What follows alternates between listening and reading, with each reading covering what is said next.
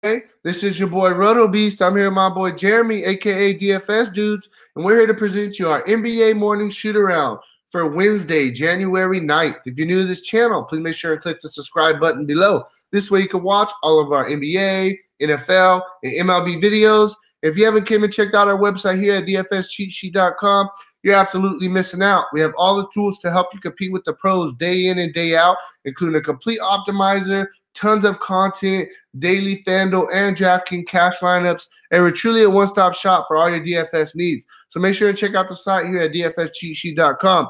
So hey, how you doing out there, Jeremy? Ready to roll, dude. Ready to roll into another day. Definitely, me too, man. Made some money last night, looking to make it back-to-back nights of winning some decent money. So real quick, before we do jump into this, if you guys don't mind, please take that quick second for me. Click the like button down below on this video. Helps me out a lot. I really appreciate that from you guys. And yeah, man, let's not waste no time. We got a big slate. Let's just jump right into it. So the first game we're going to go with, we're going to talk about Indiana Pacers going into Boston to face the Celtics. This game has a 216.5 over-under, and Boston's favored by 7 in this one. Yeah, so we don't have to wait around all day to figure out what's going to happen with Miles Turner. He is already ruled out, and then Collison's a game-time decision was a game-time decision yesterday. So right off the bat, you know Sabonis is in a good spot. You could also look again at Thaddeus Young, who had a really nice game yesterday against Cleveland. They are, like you said, on a back-to-back. Oladipo at 8,300. This jumps right off the page at me. Is Oladipo at 8.3 with Collison being a game-time decision on a back-to-back, and then Miles Turner already ruled out. I said yesterday that Oladipo gets a huge bump usage-wise when Miles Turner is off the floor. So for me, that's Thaddeus Young, Sabonis, Oladipo. That's where you look at on the Indiana side here. It's only a 7-point spread. Indiana, a lot better basketball team this year than most people probably know or even realize at this point, still being, in the first half of the season. So Oladipo, Sabonis, Thaddeus Young, if you want to, get cute, take a look at a Kyle O'Quinn. I'm going to pass on that today at the 4.8. Don't think there's any reason to do that. You could even look at a Tyreek Evans if Collison is in fact out, but I think Evans is a bit of a stretch. Yeah, man, on the Boston side of things, there's obviously a lot of guys that are very talented on the Boston side of things, but they're really starting to get healthy right now. And so there's kind of a log jam of minutes. That kind of takes away with Kyrie Irving coming in the back. That takes away Rozier. That takes away some of Marcus Smart's production. Jaylen Brown was getting extra run when Marcus Morris was out. Marcus Morris is back now and went right back to that starting lineup. Hayward just really hasn't, been the same as he's been the past couple of years. He's not really in play. For me, the two guys I'm looking at, I feel are really underpriced. I think Kyrie Irving at an 8.4 price tag is a very good price tag for him. I definitely think that he can have a really, really solid game. Last game had 35 fantasy points in only 27 minutes. I definitely think those minutes are going to get back up to around 33, 34 minutes in this game. Now, I just think this is a buy low opportunity for Kyrie Irving. I really like him. I think that he's in a good spot here. And the other guy I'm really looking at, I talked about it, Marcus Morris coming back off the injury. Usually, it usually happens this way. When a guy comes back, their first game back, they usually don't get the minutes that they usually get. Marcus Morris did get in foul trouble a little bit last game, and he still played 26 minutes. I think, 5,100, we need 25 for value. I definitely think that he gives us a solid floor if he's going to be in that starting lineup still. And he has some upside in this spot. He faced Indiana one time this year already, played 32 minutes, and he had a really good game. 23 points, 6 rebounds, 1 block, 1 steal, 1 assist for 34 fantasy points. We'll definitely take 34 fantasy points on this price tag. That would be almost 7x, and that would absolutely crush value. So I like Marcus Morris. I like Irving, and I'm ready to move on. Cool. Next game we're going to go with is going to be Philadelphia 76ers going into Washington to face the Wizards. Philadelphia is on the second end of a back-to-back. This game has a 229 over-under, and Philadelphia is favored by 3.5 in this one. Yeah, so this is a repeat, right? So they just played yesterday. I'm going to be honest real quick. I thought I was tripping for a second, bro. I was like, didn't they play yesterday? Yeah, my bad. I was tripping off that real quick. So it's a home and home. Redick, a game time decision with a sore back. Kind of tough to see Redick playing here. With a sore back and a tight back yesterday. He got back spasms that just came on, and then he was ruled out. Probably look for him to miss this again. I think that right off the bat, if Reddick is ruled out, I think people will jump because of recency bias all over Landry Shamet. The guy went off yesterday. He was on fire. I watched a lot of that game because I had a ton of exposure. But you have to obviously look at Jimmy Butler at 7.8. I said it yesterday. I'm not sure if I said it actually on the video, but I did say it to you off that Jimmy Butler I felt like was a super sneaky tournament play. I believe Butler had 36 fantasy points, never even really played at all in the fourth quarter. That game ended up being close. But if this game could stay close, which basically what happened in this game is Otto Porter came in and missed like 6 straight shots and was 0 for 5 from three-point land, and then the game got away because it allowed for Philly to get out and run, and they made some shots, and then the game kind of got out of hand. So I think you go right back to the same cast of characters. I'm fine with Butler if Reddick is out at 7.8. Ben Simmons, Joel Embiid, don't mind them at all here either. They both had really decent games last night that could have turned into monster games if the game would have been close. Outside of that, I'm not looking to play Wilson Chandler. I'm really not looking to get into TJ McConnell or anybody else. I'm looking to play Simmons, Embiid, and Butler.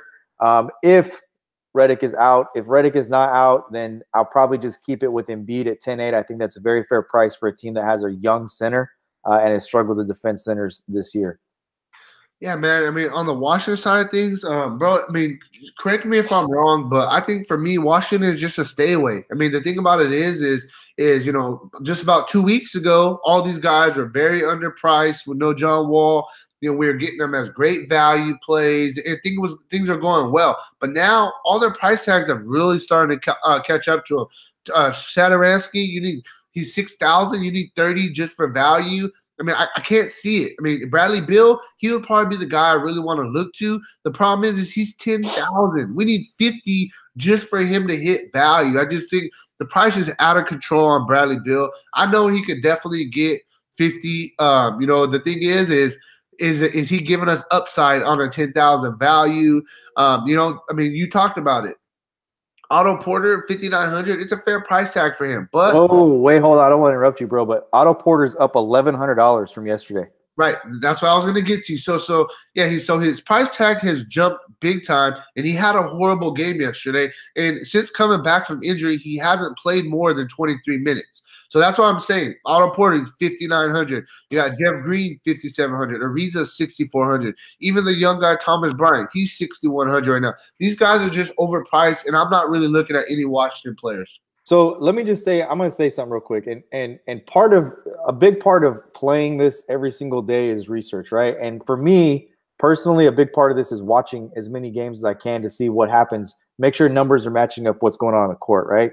And sometimes things don't show up. So if you just look at the stat sheet on Otto Porter, you see, okay, $1,100 price increase. It was already built in because it's a back-to-back. Fanduel doesn't work, and DK, they don't work like that. Like the price-ins are built in already for back-to-back. So they didn't price it up on yesterday's performance. Having said that, there was a point in the game in the third quarter, the end of the third quarter, where Otto Porter knocked down a three and then proceeded to knock down 4 straight threes. When he knocked down the first three, he kind of shook his head and it was like, okay, that's it. I found it. So my point being, I think tonight at home, Otto Porter comes out, and I think he comes off the bench again. I think we have to make sure he's going to get the minutes. They've been very forthcoming with how many minutes they're going to play him. Right. And if he's got that 30-minute threshold again at 5.9, I love him again today because of the dud he put up yesterday, and personally watching him on TV last night and seeing him say, okay, there it is. I found it. I think the dude's poised to go off for a big game tonight and have at least a 36 to 40-point game, which would be a 6X game. No, I mean, of all the Washington guys, Otto Porter definitely is my favorite play. Like I said, I just don't know if I trust the minutes. That's the only thing that's really scared me with the Otto Porter thing. You gotta look at one thing, and then we can move on. And that is, they said yesterday he would play 30 minutes off the bench, and they got blown out, right? And the game ended up being close, but the guys who brought that close were Jan Mahamini, Sam Decker, Jason Randall, Devin Robinson, all these guys that they just put in to start the fourth quarter. Those guys brought it close. The game was over after 3 quarters. And like I say, the end of that third quarter, Otto Porter hit 4 straight threes. So I wouldn't look at yesterday's minutes, and that's kind of my point in bringing up Otto Porter. Under the radar play, recency bias, people like to look at the game logs. They'll see the minutes. They'll see, okay, only 18, 15, I'm moving on. But I'm telling you, my feeling based off what I saw yesterday, I like the guy a lot today. The only play for Washington. Gotcha. Moving on to the next game. Next game we're going to go with is going to be the Atlanta Hawks going into Brooklyn to face the Nets. This game has a 227 over-under, and Brooklyn's favored by 9 in this one. Not that it matters, but Miles Plumlee had surgery, so he's out for a while. Not a big impact player on that team. But Prince and Bazemore still being out, and then Herter's a game-time decision. So there's some factors you can look at. If Herter's out, just lock and load Jeremy Lin. And again, if he starts at the shooting guard position, I think this is a great spot for Jeremy Lin. There's a little bit of a narrative there as well. I like him a lot at 4.4. Love him today if Herter is also ruled out. Outside of that, Dwayne Dedmon at 6.3. We've used centers all year long against Brooklyn. I don't mind him. Problem I have with him is him and Alex Len, both similarly priced and splitting minutes. So I don't like that too much. It seems to me the guy to really load up here would be John Collins. I just don't like the price tag at 8.1 when you got an Anthony Davis on the slate. To me, if you're going to pay up 8.1 for Collins, it's definitely a pivot off of an Anthony Davis play. I understand there's a $4,000 difference in price, but 8.1 is an upper tier price tag. Who are you going to pay it for tonight? If you think John Collins is going to have that monster game against Brooklyn, by all means, load him up and look to pay up elsewhere. I just think there's guys that we're going to get to that, a Harden, Anthony Davis, you got Giannis on the slate. Who are you going to pay it for? I just don't think Collins has a 60-point game that's a slate breaker. Yeah, man. On the Brooklyn side of things, I mean, I'm just going to keep it short and simple. Dinwiddie, I'm going to continue. Dinwiddie's price is very fair, 6,200. He kind of had a dud on us last game. His minutes have actually been down a little bit. But I mean, he's a guy that has 50 fantasy point upside. We've seen it this year. He's just in a little bit of a rough stretch. And, one thing, the minutes are down a little bit. One thing to do with that, I think, is they're giving Napier a lot of minutes. Napier price has went up. 4,700 is not a give me price tag anymore. But if he's going to play close to 30 minutes in this game, then I definitely think that you can look at Napier. One thing I do want to mention, though, is Napier's been getting a lot of minutes, but we do got you got DeMar Carroll and you got Joe Harris. Both are going to be back in action today. They've been out the past couple games. And, what Brooklyn was doing is they were running a lot of three-guard sets. It was going Dinwiddie, they were going Napier, and they were going Russell. Now that you got Carroll back and you got Joe Harris back, I definitely think those are going to bite into Napier's minutes. And Dinwiddie already really hasn't been getting the minutes. I think the best play on Brooklyn, the guy with the safest minutes, is going to be D'Angelo Russell. The guy's he's been playing very well. I mean, he had a bust last game against Boston, but Boston's a pretty good defensive team. But outside of that game, he's just been on absolute fire in 4 straight games of at least 40 fantasy points with the 53 burger against New Orleans. The guy's been playing very, very well. If he's going to produce close to 40 fantasy points a night, he's still underpriced, and he does give you a little bit of upside, like I said. So, I mean, with these guys coming back, Carroll and Harris, I think the only guy I'm really going to look at is going to be D'Angelo Russell. And, I mean, if you feel that Napier is going to be in that start, if he is in the starting lineup, he started last game, and you feel he is going to get, 26, 27 minutes, I definitely still think Napier is in play. I just kind of want to see how the minutes shake out for Napier with the other two guys coming back now. So I'm just going to stick with Russell on the Brooklyn side of things. I really like Joe Harris, and I'll tell you why. 3-point shooting. Atlanta's the worst team in the league. They give up the worst 3-point percentage in the league, and they give up the most threes per game at 12.3. I like Joe Harris at 4.9. Yeah, for sure. Actually, I just kind of, with everybody coming back, I just kind of want to see how the minutes shake out a little bit. Kind of what I'm looking at. But I get you. I've been playing Joe Harris a ton this year. Definitely a Joe Harris fan. Moving on to the next game. Next game we're going to go with is going to be the San Antonio Spurs going into Memphis to face the Grizzlies. This game has a 206.5 over/under, and the Grizzlies. And the San Antonio Spurs are favored by 2.5 in this one. DeMar DeRozan at 8.5 is the guy that kind of catches my attention. He's a $9,000 player, and DeRozan's done a really good job this year filling up the stat sheet across the board. He's not just scoring the basketball; he's contributing assists, he's getting some rebounds, et cetera, et cetera, et cetera. So, I mean, you can look at his recent 5 playing 34.6 minutes, 19.4 points, 10 rebounds, and 8 assists is what he's averaging. That is out of this world for what he's done in comparison over the course of his career. He's playing at a way higher level. Problem is James Harden. So I can't justify paying up for DeRozan at 8.5 tonight. I'm looking for a pay down spot to go with Harden myself. So I'll avoid basically every single person on the Spurs team.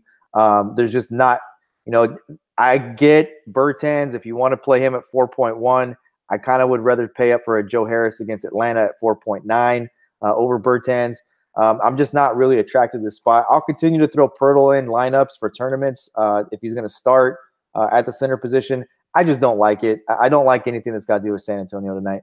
Yeah, man. On the Memphis side of things, there's two guys. I mean, that's it for me. Obviously, okay, Mike Conley, I'm going to tell you something. He's going to be crazy low owned tonight. Nobody's going to be on him. 8,400. It's not a give me price tag. But you know what? Mike Conley, he's had 2 games this season against San Antonio. They just played not that long ago, and he only had 26 fantasy points in 25 minutes. He still scored 21 real-life points, though. He just didn't get the secondary stats.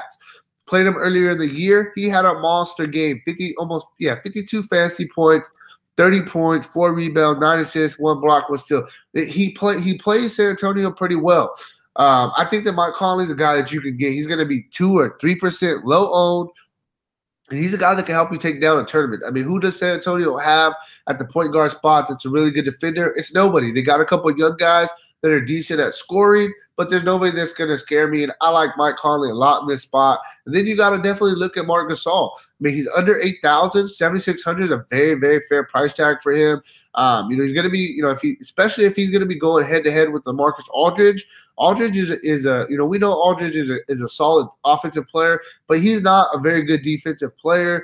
Earlier this year, Marc Gasol had a game, 39 fantasy points, a double-double, 20, 10, 2, and 2. I think Memphis as a whole, they didn't really play too well against San Antonio a couple of days ago. Definitely think they watch some film, and this is a bounce-back spot for them. And one thing that we do know about Marc Gasol is he does a little bit of everything. He definitely fills up the stat sheet. So I think that Mike Conley, Marc Gasol are definitely in play. Kyle Anderson, I mean, you could kind of look at the revenge narrative for him. The thing about it is with him that I don't like is he's a guy that we're depending on defensive stats just for him to kind of hit value. At 6,500, we still need 32 for him to hit value. And he's got 32 2 times in the past 6 games, so he could definitely get there. But the guy's just not a very good scorer, and that's what really scares me on this price tag. So I'm just going to really stick with Marc Gasol, Mike Conley, and I'm ready to move on. Yep. Cool. Next game we're going to go with is going to be the Cleveland Cavaliers going into New Orleans to face the Pelicans. This game has a 224 over-under. New Orleans is favored by 14, which is the highest favorite Vegas line. That their highest team favored on this slate. What do you think about this game? I'm just going to jump right into 2 guys that are on the bench, Jordan Clarkson and Alec Burks. Clarkson had a monster game. Real quick, bro. Not trying to interrupt you. What did I tell you about Alec Burks yesterday? Remember I was telling you? Yeah, Burks had a decent game yesterday, and the thing I'm going to mention about Burks is here's my point though about yesterday. Burks was not in a spot where when you build lineups and construct lineups, especially for tournaments, you got to figure out where you're going to spend your money, right? You can't just load up. So for me, I was more interested in spending down at a different spot than I was in Burks because of the value I thought I could get. And like I said, I was all over Klay Thompson yesterday. I remember on the video I said I have no problem with his price. Right. And I saw a crazy stat. I'll just mention this really quick. Klay Thompson, do you know how many times he dribbled the ball yesterday? Probably not very much. 4 dribbles. Yeah. 4 dribbles. He was just running to a spot and they're feeding him. It's crazy. 4 dribbles. But this game here, Alec Burks has played at least 27 minutes in 9 of his last 9 games. And that is huge at a 4.5. He's had a couple of 30-plus point minute games, but playing 27 minutes at a 4.5 price tag with already 2 good games against the Pelicans under his belt in his recent game history. Jordan Clarkson, another guy. But here's the news. Larry Nance leaves yesterday with a knee injury. Does he play today? They've got, they're leaving us on the edge here. If Nance and Hood are both ruled out, I love Clarkson and Burks, and that's all I'm going to look at, and I'm going to move on. Yeah, hey, I agree with you. I think that those guys give you the most upside for sure. And then, in a game that we expect to be a blowout, I don't know how interested I really am in the Pelicans side of things. Obviously you can start with the man himself. Hey, real quick, I want to interrupt you, but just let me finish my point. The reason why I like these two guys today, you can clearly see with the things I'm looking at with the slate, with the Anthony Davis, a James Harden, a Giannis. You got to figure out who you're going to pay up for.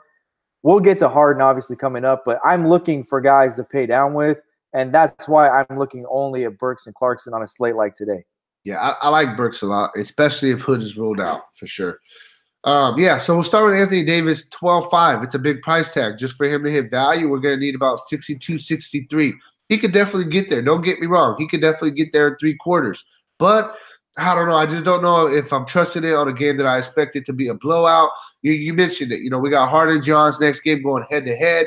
I don't think I'm going to be paying for Anthony Davis. But, just the way I'm saying that, he could be really low owned. And if the other guys don't have the games, he could be a slate breaker, and he could be a guy that helps you win a tournament. So Anthony if I'm correct, Davis, let me look here. He got 47.5 last time they played. And didn't he leave that game for a while? I'm not sure, tell you the truth. I'm almost positive he left the game with some type of a head checking for concussion, and then he came back. Typical Anthony Davis stuff. Yeah, but he played 28 minutes. And if we think it's going to blow out and he's going to play 28 minutes again today, he didn't hit value for us on that. So Anthony Davis is always in play. You can look at Drew Holiday, 8,600 as well. Drew Holiday's been playing very, very well in the season. Very underrated guy. Earlier this season against the Cleveland Cavaliers, he only played 26 minutes, but he got you 39 fantasy points. I definitely think that Drew Holiday gives you a solid floor. I just don't know if I trust it on the blowout. Julius Randle as well, 8,200. I know some people would say he's overpriced, but this guy's been absolutely crushing. The guy has some upside.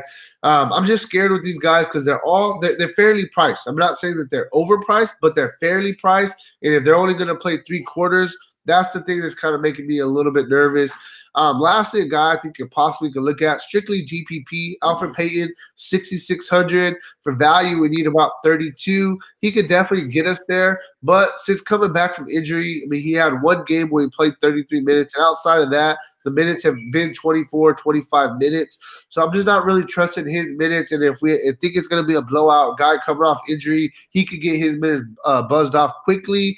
So, Pelicans, I definitely think that the 4 guys that I mentioned are in play. I just don't know if I trust the prices on a blowout. Yeah, look, I think they're all overpriced for the slate. Right. That's what I'm trying to get at. I think for this particular slate, these guys are all overpriced for what you're going to get. The only guy that I would really look at playing is Etuan Moore, because I think that if Anthony Davis has that monster game, that Etuan Moore is the guy that breaks value. That's the guy. I think that Drew Holiday is now in that shooting guard position, and you got to think about if Cleveland's able to keep the game close. When Cleveland keeps games close, it's because they knock down the 3. So that's why you're looking at a Burks, you're looking at a Clarkson, you're looking at their scores. And if the game's going to stay close on that New Orleans side, if Anthony Davis is going to have a big game, it's going to be because Alfred Payton also has a really nice game assist-wise to go with it. Yeah, no. My only thing with Moore is how much upside is he going to give me on a 4,600 price tag? No. I'm talking about Alfred Payton, not Moore. Oh, okay. I'm sorry. I thought you meant Etuan Moore. No. But yeah. Anyways, we're not really interested in this game too much. We'll move on to the game. It's going to be the best game of the night. You got Giannis and Harden going head to head. This game has a 228 over under, which is the second highest on the slate. And Milwaukee's actually favored by 1.5 in this one. Giannis, right? Giannis is where you've got to look here. The guy does everything. We don't have to talk it up too much. You can just take a look at his last 5 games, 30, 12, and 6.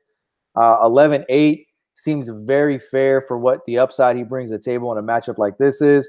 Outside of that, I don't have a problem with a Chris Middleton or a Malcolm Brogdon. I'm not really interested in playing Eric Bledsoe on this slate. I don't know why. I'm not feeling Bledsoe. I can't give you a specific reason. Exactly. I'm just not interested in anything else beyond that. I'm really interested in Giannis. That's the play here. Period. Point blank. In the story. Yeah, man. I just quickly want to mention I do like Chris Middleton in this spot. That's one guy I do. I think he does have some upside. I think what was going to happen is I think they're going to try to put PJ Tucker. I'm not saying he could guard him, but what I think is going to happen is I think they're going to try to put PJ Tucker on Giannis to kind of get in his head a little bit, good defender. And I can, Chris Middleton may have to step up a little bit. We know Chris Middleton has some upside, but he's another guy. I mean, 7,500 is not a give me price tag. We need 37 just for him to hit value. So I understand why you're not too on him. I just wanted to mention I think he's going to be a solid low GPP play. On the Houston side of things, I mean, you go right to the man, James Harden, 12.6. He's $100 more than Anthony Davis. But this is a game I expect to be very competitive, very back and forth. It's like, do I want to pay the $800 more and go with Harden, or do I want to go with Antetokounmpo and save $800? I think that's the biggest question mark on this slate. And it also goes back to, like you were talking about, how yesterday you felt there was other spots that we should pay down for at other positions. That's something that you really got to at the shooting guard spot, and so we could get out to Kupo, or is there value at the small forward spot so we go with James Harden? Does that kind of make sense? Right. So, so to start with James Harden, I mean, I think he's obviously a great play. He's going to be top 2, top 3 plays on this slate. Then outside of that, I mean, Austin Rivers, this guy came right in, and they're just giving this guy a major role. He's playing a ton of minutes. They like this guy. I mean, look at what he's doing. 37 or more minutes in 5 straight games, 4 straight games of 40, 43, 42, 40. The problem is he's getting so many minutes, and he's not even like crushing value. Well, we're getting up for 4.3, 4.4, and he was scoring us to 25, 26. We'll take that on this price tag. But now the price tag's up a little bit, 5.4. Just for value alone, we need 27. He's got us 27 one time in those past 5 games that he's played at least 37 minutes. I just don't see the upside on this price tag. I like I said, I think he's a good play. I just don't like the upside on this price tag is what I'm kind of trying to say about Rivers. And then you can look, I mean, Joe Green, 4,300. You can possibly look at him. He's not a under 4,000 player anymore. Sometimes he gets the minutes. Sometimes they go with Daniel House. You got, sometimes he gets the minutes. The small forward spot for Houston's kind of jumbled up a little bit. You got Green, you got House, you got Ennis. Ennis is back, correct? He's back, but I mean the minutes are kind of not there yet. If you think about it, though, I mean, okay, so say you were getting a Daniel House or a Gerald Green playing 28, 29 minutes, but then Ennis is getting 14 minutes. That takes 7, 8 minutes away from the other guys. You know what I mean? It's kind of, PJ. It really hasn't, though, because of Eric Gordon, right? So how can I explain that simply? So with Eric Gordon there, they got Austin Rivers when Chris Paul went down. Then they lost James Ennis and then inserted Gerald Green and Daniel House, right? So Daniel House really benefited from James Ennis going down. Eric Gordon was there. Eric Gordon went out, and now you have that open spot. So James Ennis coming back it's like a trade for Eric Gordon. But what they've done is they haven't given Ennis any of the minutes. They've kept the minutes really with House and Austin Rivers. But he was a starter early in the year, so obviously they like the dude. They're going to work him back in. I don't know, man. House is the guy that I've been big on all year. I've played him so much, and he's playing 30 minutes right now. I think that they like House a lot more than they like old-ass James Ennis. Okay, that's a valid point. So on the Houston side of things, I like 2 guys, straight up. James Harden, and I like Capella, 9,100. I mean, the price tag is up on Capella, but this dude is just absolutely crushing.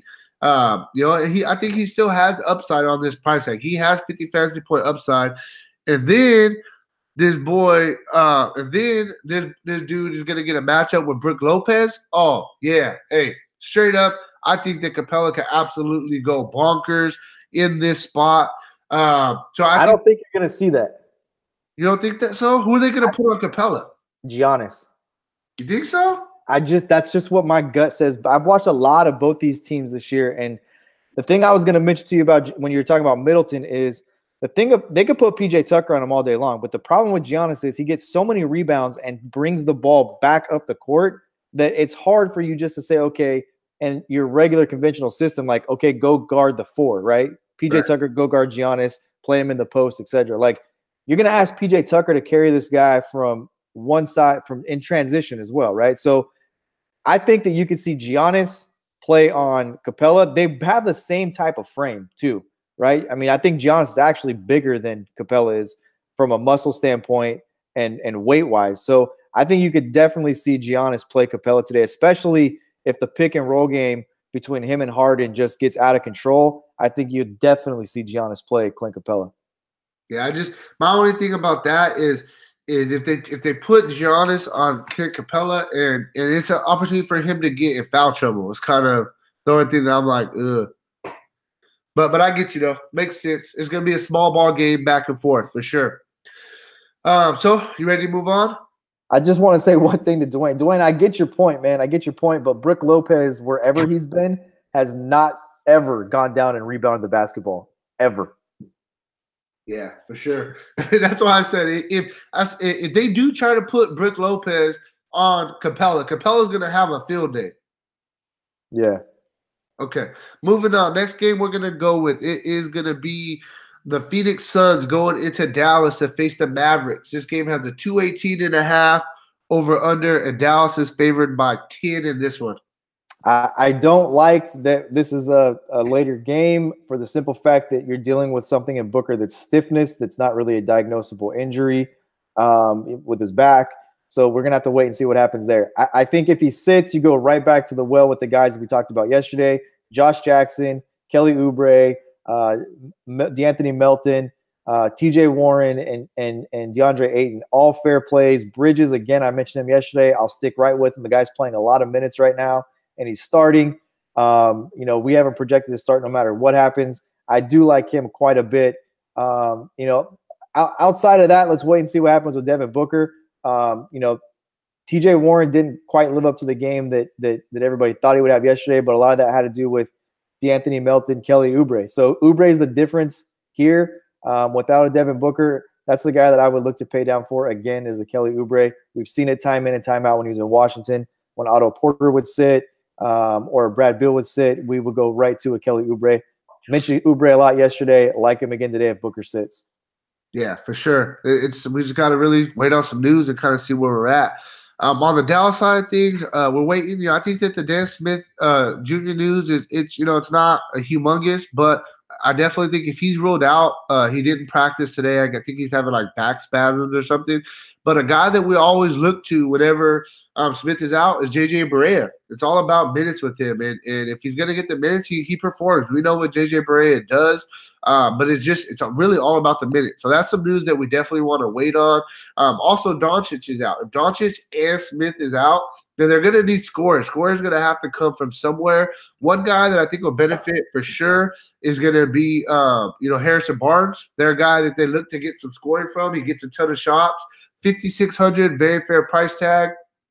For value, we're going to need about 27. And like I said, if they're without Smith, they're without Doncic, he's going to get some extra shots. He's a guy that usually gets his minutes for sure. So I like Harrison Barnes in this spot. And then, a guy that I think that we can really look at as well is DeAndre Jordan, 7,800. One thing I will mention is his price tag jumped up almost 1,000 from last game against the Lakers. He had a good game. So the price tag isn't a give me price tag anymore. But it's like, I think that DeAndre Jordan could definitely push around Ayton a little bit, the young guy. So I think that he's GPP just because of the price tag now. I honestly don't really know what to do with this Dallas team. I think Harrison Barnes is the biggest beneficiary if Doncic and Smith is out. But, I mean, if you got anything else to say, feel free. I just really don't know what to do with this Dallas team. Doncic has been a game-time decision the entire season.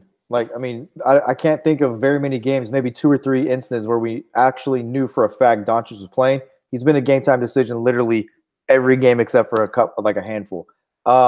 One thing in respect to Ayton and Jordan, Ayton has had a monster game. I believe he had 43 fantasy points the very first time he played against Dallas, and then he had kind of a dud the second time. So DeAndre Ayton can definitely play with DeAndre Jordan. He's shown that already this year. October 17th, I believe that game was. So, as far as Dallas goes, Dennis Smith Jr. is not doing it for me. I believe it's a wrist injury he's kind of messing around with. JJ Barea, I'm not really interested in that either. Wesley Matthews is a guy that's interesting to me if Dennis Smith Jr. does sit. Wesley Matthews, this is a Wesley Matthews type of game. Knock down threes, scoring could get back and forth. Playing solid minutes right now, 4.7. That would be my tournament dart that I'd throw in this mix. Just to quickly just mention it, so Dennis Smith is not a wrist, or maybe he has a wrist injury as well, but he's also dealing with some back issues. I guess he's been having some back spasms or something like that. The NBA has a terrible injury policy, and the NFL has a great injury policy, and Bill Belichick's a master of using it. Rick Carlisle is the Bill Belichick. He just gets to use a much worse system with all these game time decisions he's constantly listing. It's a stupid system. Who cares what he's dealing with? It's just, to me, you have to look at the team. This team lists these guys, all his game time decisions, every single time out, and they all end up usually playing. Dennis Smith Jr., who knows? The point I'm making is, are you playing Dennis Smith Jr. tonight? Period, point blank, end of story. Healthy, not healthy, game time decision. You're not at 5.3, not with other guys out there. Doncic is the only guy for me that I'm really interested in playing. If you want to look at DeAndre Jordan, fine, 7-8, fair price tag, been really hot lately. But are the points there in this game? Right. Yeah, no, for sure. A very valid point. So, moving on to the next game, we got the Orlando Magic going into Utah to face the Jazz. This game has a 208 over-under, which is the second lowest on the slate, and Utah's favored by 9 in this one. So these guys just played back in December. Vucevic had a pretty strong game at 47. I'll keep talking about Vucevic until Vucevic stops performing. Right. The guy is just he's having a career year. Let's just call it what it is. Gobert? I don't care who he plays against, because I think you can throw the rule out when it comes to Vucevic, because Vucevic is he's more of a kind of a finesse player. He figures out a way to stay out of foul trouble. He likes to play outside of the key. He likes the little jump hook shot. He has a really, really, really slick way of getting back in the paint to rebound. So I don't know. I mean, look, Gobert's a good shot blocker. Gobert, though, I think we would all, for fantasy purposes, he's not the greatest fantasy player, but he's a really solid real life NBA player. I just don't think it matters much right now with the way Vucevic plays. Yeah, no, I definitely get you for sure. My point was going to be, though, at 9-6, it's not the night to play Vucevic. I would much rather get Drummond against the Lakers than I would Vucevic. Aaron Gordon, I don't have any interest. The guy that I have some interest in here, to be honest with you, is DJ Augustine. Without Ricky Rubio, without Dante Exum, you're looking at Raul Neto and Joe Ingles. I think Augustine is a true point guard, a real quick, very skillful guy. Could present some mismatches, especially if it's going to be, you got to look at it from this standpoint. Who are they going to roll out? Cephalosha also out, so he's not that kind of back, pull the ace out of your sleeve type player to defend. When you need a stopper to go out there, that's your Thabo Cephalosha. So who do they have? Korver, really good perimeter defender, I guess, but he's not going to guard a DJ Augustine. DJ Augustine's the one guy at 4.5. I have interest in playing tonight in this spot just because of matchup. Joe Ingles is really a small forward, point forward type player, right? He's not a point guard, but we do know he will dominate usage when, Rubio is out, when Exum is out, etc. So that's really it for me. DJ Augustine, that's probably where I'll leave it. You want to take a shot on Terrence Ross, I will tell you that I have no problem playing Terrence Ross on any slate, period, when he's 5,000 or less. Yeah, man, on the Utah side of things, I mean, you got Exum out, you got Rubio out, so the guy who's going to get the minutes is going to be Nato. But the thing about Nato is his price tag's $5,900, pretty much $6,000. We need 30 pretty much just for this guy to hit value. And it's like, okay, last game against Milwaukee, yeah, he played 29 minutes, but he got you 23 fantasy points. I just don't like usually when starters are out or the backups out and the third guy's in, the guy's usually a very fair price tag. I just think that Nato is overpriced, in my opinion. That's really why I'm not going to be looking at him. Donovan Mitchell, $7,900. I think he's actually a little bit underpriced. We know he's an $8,000 player. He has some upside. He hasn't really been, showing it too much lately. But now with Rubio out, Mitchell's usage goes up as well as Joe Ingles' usage goes up as well. Both of those guys get a little bit more ball handling duties. So I definitely think both of those guys are in play. You got Joe Eagles coming off, one of the worst games of the season. He only scored 2 points against Milwaukee. Looking for a bounce back spot for him.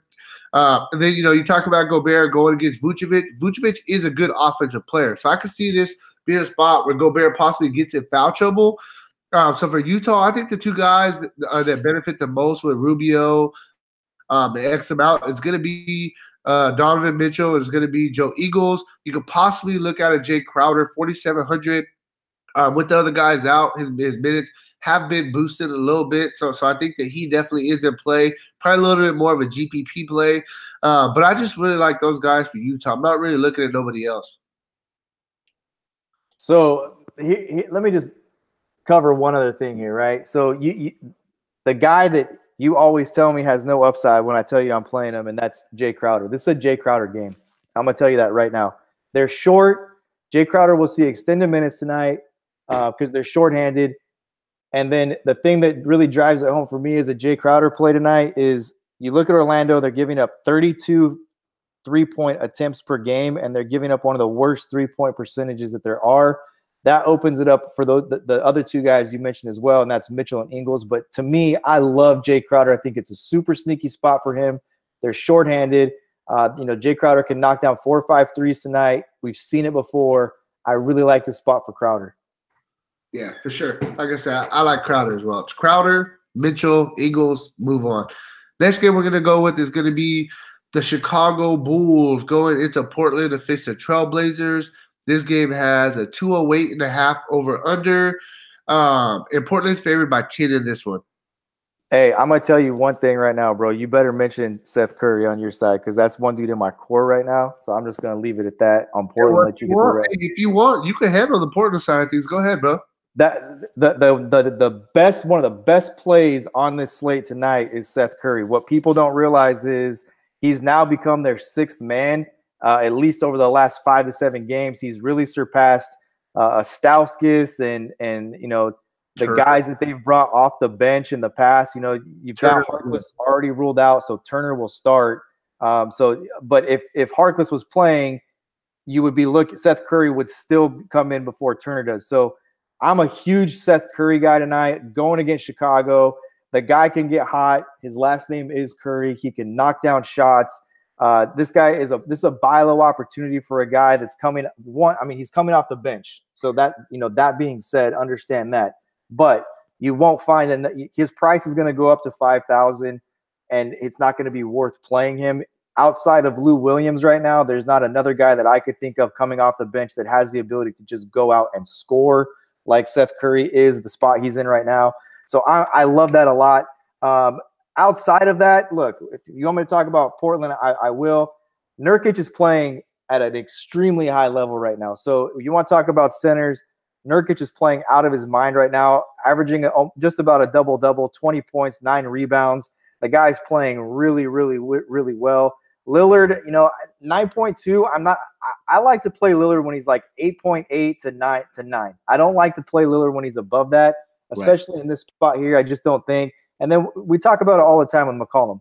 I'm not a big McCollum fan because of the fact he doesn't do anything else for you besides score. You just need him to score. So you look at, you need 35 for cash value. You need 42 really for tournament value. He's got to probably score you 35 points tonight to get you tournament value, like really 35 real points scoring the basketball to get you tournament value. And that it's just not there, especially with the level that Nurkic is playing at, the shots that Seth Curry is getting. And then, you've still got Lillard who's going to score the basketball. So I just don't think there's enough there to go around from McCollum to warrant playing it. For me, I'm playing Nurkic and I'm playing Seth Curry. Yeah, man. I honestly think this game is going to be a battle of the backcourt. You're going to have Chris Dunn going against Damian Lillard, and then you're going to have, McCollum going against Levine. I think that those are on both sides really kind of where it's at. Chris Dunn, 7,000. The guy's been playing very, very well. This is a guy who fills up the stat sheet. We've seen it last year. We've seen it. And the guys, look at this dude. 2 games ago, He played 40 minutes against Indiana. He got 17 assists. The guy's dishing the ball very, very well.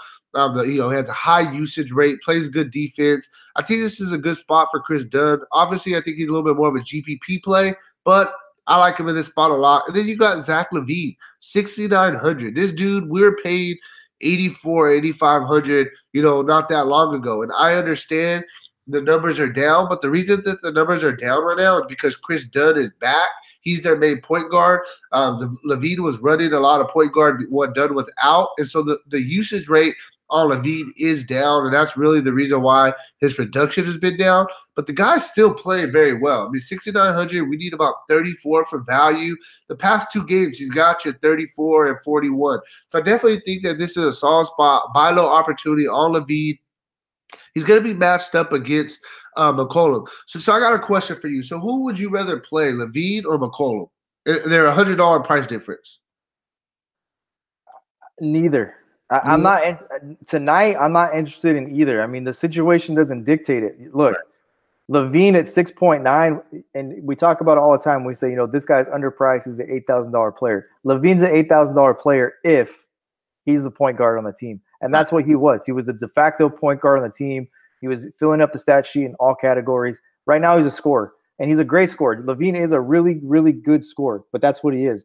I can't see with, Markkanen and Chris Dunn, and then, you've got Bobby Portis who's going to contribute tonight. So I can't see there being enough shots for Zach LaVine to absolutely go nuts. Right. I get you. That makes sense for sure. And then just quickly round up. Think about it. Well, you need to win a tournament tonight, right? You need 45 fantasy points out of LaVine. Is 45 fantasy points there for him tonight? Yeah, I mean, it could be there, but it's a stretch. Right. Right. So just to round off Chicago real quick, Markkanen, young guy. He's a guy that they like. They really like playing. The thing about him is he doesn't have a give me price tag. You need 35 for him to hit value. He's hit you 35 one time in the past 5 games. I mean, he definitely has upside. But the thing that's kind of scared me a little bit with Markkanen is they still got Wendell Carter Jr. They're trying to get him minutes. And now, last game they had Bobby Portis came back. And Bobby Portis, I mean, they do like playing this guy as well. And last game, he only played 19 minutes.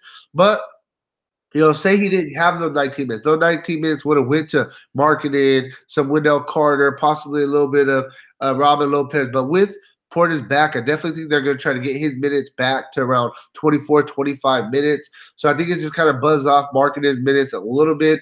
And the price tag is like I said, not a give me. So I'm not really interested in the big guys for Chicago as well. Cool. Moving on to the last game. Last game we're going to talk about is going to be the Detroit Pistons going into LA to face the Lakers. We still got LeBron out. This game has a 215.5 over/under, and the Lakers are favored by 2. So I like Drummond here. I said it before. You also got a little narrative. I know Griffin didn't play for the Lakers, but he did play in LA, coming back to LA. Griffin has dominated the Lakers in the past when he was with the Clippers. So I like those 2 guys. Those 2 guys are really carrying this team. One thing you could, if you want to get cute and you want to get sneaky, you could plug Reggie Jackson into a couple tournament lineups tonight. At 5.2, playing 25, 26, 27 minutes. Lakers not good against guards. But for my money, I think the shot I would take would be with Bruce Brown. The guy's playing almost 28 minutes right now. The stats aren't completely there, but we know how bad the Lakers are defensively. They give up a ton of points, so there will be shots to go around. It's an up-paced game as well. Outside of that, there's not really anything beyond that to look at. Drummond, Griffin, keep it there. I have no problem getting exposure to either one of those guys. I'm just going to tell you one other thing. Going through the slate right now with the video kind of always puts a little bit of a different perspective on the slate for me. There are not a lot of spots to pay down at tonight. You've really got to make sure you nail your pay down spots tonight. So, can you fit a Drummond? You better nail Giannis or Harden if you play, one of those guys, because, you're looking again, Blake Griffin, 9.2. Who else is out there? You've got Collins at 8.1. You've got Anthony Davis at over 12,000. Where are you? The best guy kind of looks like Marcus Morris, your guy.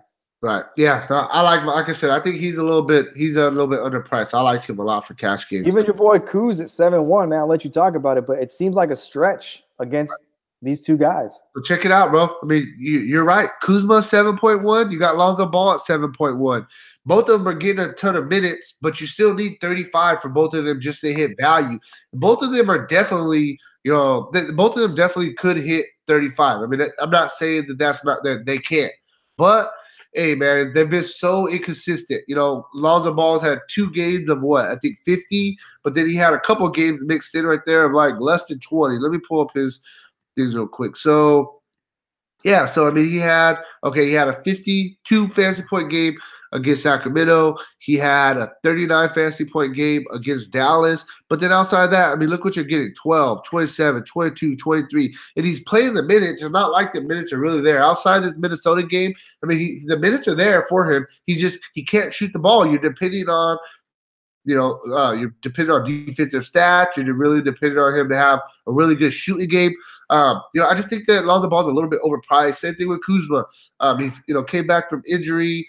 The minutes are there for him. I mean, I think he played 37 minutes. Luke Walls has showed that he wants to play Kuzma big minutes, but it's not the best matchup. He's going to be down there begging with Blake Griffin, with the DeAndre Jordan. It's a little bit of a tough spot. I mean, like I said, both of them I definitely think could get value. I think Kuzma has a better chance to get value than Lonzo Ball just because he can definitely shoot the ball and get hot. It's just not really a spot that I'm really, really looking at. You got Josh Hart. I mean, he's been playing well, but he's 6,000 now. We're just paid, $4,200 for him not that long ago. So he's a little bit, priced up as well. The guy I'm really liking, his price hasn't changed in 3 slates. Brandon Ingram. They're playing this guy a ton of minutes. The guy's just a baller, man. I mean, people always talk about it. Coming off a really, really good game going against Dallas, he scored 29 points, 44 actual real-life fantasy points. But, I mean, if you look at the past 5 games outside of the Minnesota game where the Lakers didn't play very well, he's played at least 36 minutes in 4 of the past 5. He's got you at least 33 fantasy points in 4 of the past 5 with 2 43 fantasy point games, which would be almost 6x, almost 7x on this price tag. So I think if you're going to play anybody on the Lakers, I think that it's really I like Brandon Ingram in this spot, bro. Yeah, so, I mean, look, you can see a lineup that I'm in the middle of building out right now, and I've got Ingram in there. I mean, I've got my core right now really has Curry and Burks and a Brandon Ingram, and there's a guy I'll give you guys as a play that I didn't mention when we talked about Phoenix, but Rashawn Holmes is a guy that I like a lot in tournaments tonight. But, look, this Lakers side of things, I think it's Brandon Ingram, man. I just think it's Brandon Ingram. You said it best when his price hasn't changed. Brandon Ingram's at a really fair price. Detroit, that's where they struggle. Every time we have Detroit and we talk about Detroit, I always mention perimeter players because that's where they struggle. They've had guys light them up this year. You can look back. Jimmy Butler's lit them up. Many guys, perimeter players, DeMar DeRozan, they've lit these. DeMar DeRozan just had, I think, 55 points 3 nights ago, fantasy points against Detroit. Perimeter players torch the Pistons. Brandon Ingram, perfect, kind of the perfect storm here with price not changing, 6.9, very fair, going against a team without no LeBron James, going to get high usage, no real threat to defend him, and they're terrible against perimeter players. So I love Ingram. Yeah, for sure. Me too. So, hey, that's it, man. 10 games in a nutshell. Knocked it out pretty fast. Didn't go too crazy on the over talking, etc. But yeah, man. Hey, thanks very much, Jeremy, for doing this video with me. I appreciate it. It's always good to have a couple of us on here, kind of break down a slate, get some different opinions. And yeah, man, if you guys haven't already, please make sure to check out the site, dfscheatsheet.com. Got some brand new tools coming in every day. This is our new matchup tool that we got now. Breaks down the DVP. DVP, if you guys don't know, which is a defense versus position. So it kind of shows you which guys have the best matchups on the day, gives you the defensive ratings, gives you the kind of how the guys have been doing the last, five games. Also, we got coming very, very soon. We're going to be having ownership projections to kind of help you get those low-owned guys that you're looking for to help you take down a tournament. A lot of really cool things going on right now. So make sure to check out the site here at dfscheatsheet.com. I think that's about all we got for you guys. So, hey, like I said, thanks for checking out this video. Good luck on your guys' contest tonight, and peace out.